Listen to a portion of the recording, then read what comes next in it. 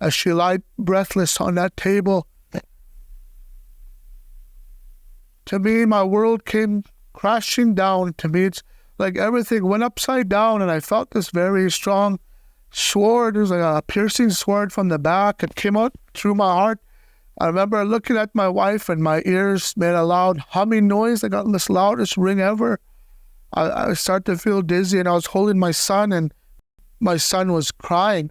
And that's what kind of brought me out of this ringing, this broken heart. I never felt a heart break. I remember my heart was so broken that I could smell the death coming from my wife's body. It literally smelled death. I stood up. My son was crying for my deceased wife as she lay lifeless.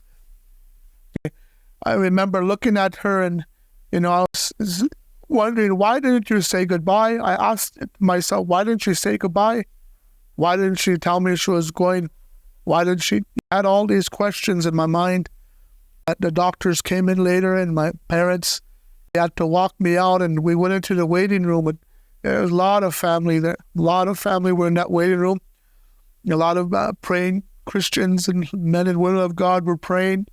But inside of me, I couldn't even hear them pray because I was so broken. My mind was, what am I going to do tomorrow?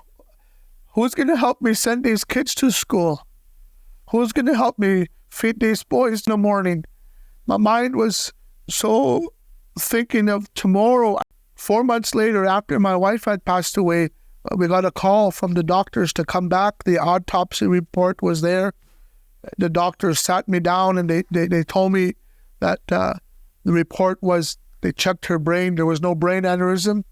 The doctor said they checked her throat. Her tongue was in contact. There was nothing gouged in the throat area. The airways were open. They did all the blood work. They told her she had a sandwich at 10:30 that night. The doctors said her heart was normal.